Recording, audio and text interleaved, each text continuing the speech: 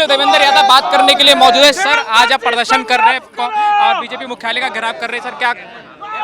देखिए, हमारा मानना स्पष्ट है कि ये सरकार जो महिला आरक्षण बिल के नाम पर डिलिमिटेशन बिल को लागू करने की एक कोशिश कर रही थी, उसका पूरे विपक्ष ने विरोध किया और लिहाजा उस बिल को गिरना पड़ा।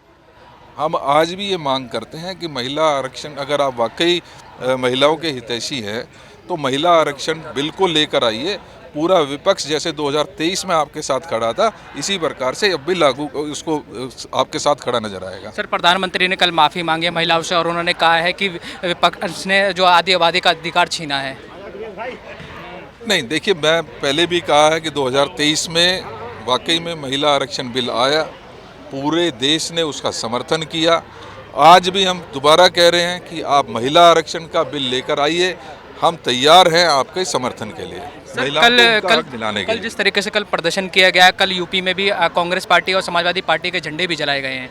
देखिए, दुखद है और ये सरकार जो है वो अपनी ताकत का मिसयूज़ शुरू से करती आई है।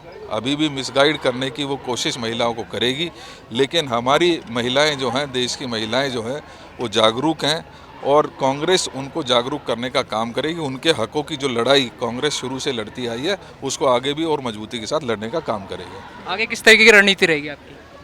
सड़क से लेकर संसद तक लड़ाई जारी है।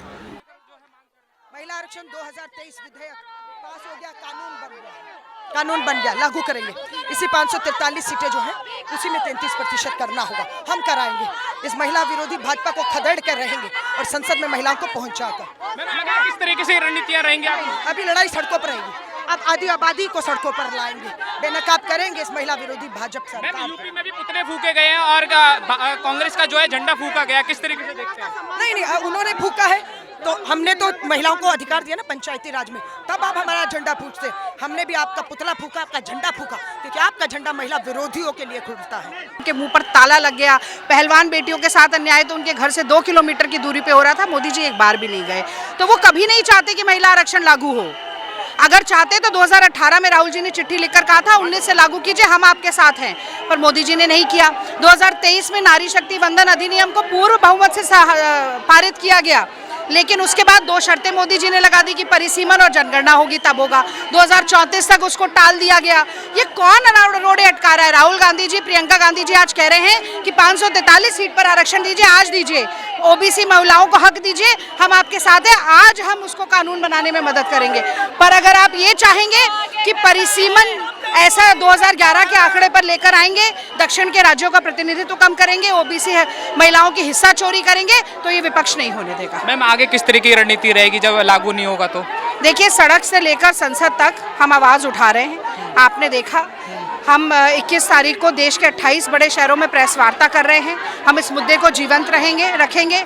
मोदी जी के घुटने राहुल जी ने कई बार टिकवाए हैं। भूमि अधिग्रहण बिल आपको याद होगा, किसानों के 3 कानून आपको याद होंगे, लेटरल एंट्री बिल आपको याद होगा। महिला आरक्षण पर भी मोदी जी कितने भी रोड़े अटकाना चाहें, राहुल गांधी जी, प्रियंका गांधी जी और कांग्रेस पार्टी ये पास करवा के रहेगी, महिलाओं को आरक्षण दिलवा के रहेगी। मैम, कल प्रधानमंत्री ने संबोधन किया है और उन्होंने कहा है विपक्ष ने जो है आदि अधिकार महिला का जो है हक छीना है और उन्होंने महिलाओं से माफ़ी भी मांगी है। देखिए, जो 12 साल देश का प्रधानमंत्री रह गया हो, 10 साल पूर्ण बहुमत की सरकार जिसने चलाई हो, वो राष्ट्र के नाम संदेश देने के बहाने रुदन और विलाप कर रहा हो, हाय कांग्रेस करके छाती पीट रहा हो, आधे घंटे में 58 बार कांग्रेस का नाम ले रहा हो, वो कितना नाकारा, निकम्मा और लाचार और कायर प्रधानमंत्री है। अब इसके बारे में क्या ही कहा जाए। भाई, सत्ता में कौन है, हम हैं या वो हैं? कुर्सी है तुम्हारी, जनाजा तो नहीं है। अगर कुछ कर नहीं सकते तो उतर क्यों नहीं जाते? आप आ जाइए, सड़क पे प्रदर्शन करिए, विपक्ष बन जाइए, इस्तीफा दीजिए प्रधानमंत्री पद से। पर आप अब कह रहे हैं कि हाँ, सत्ता में रहते हुए आपको सरकार चलाना है या प्रदर्शन करना है? ये केवल नौटंकी है, स्वांग है, नाटक है। अब जुमलेबाज प्रधानमंत्री एक्टिंग भी बहुत अच्छी कर लेते हैं। कल मैम कई जगह जो है प्रदर्शन किए गए हैं और कांग्रेस और समाजवादी पार्टी का झंडा भी फूका गया है।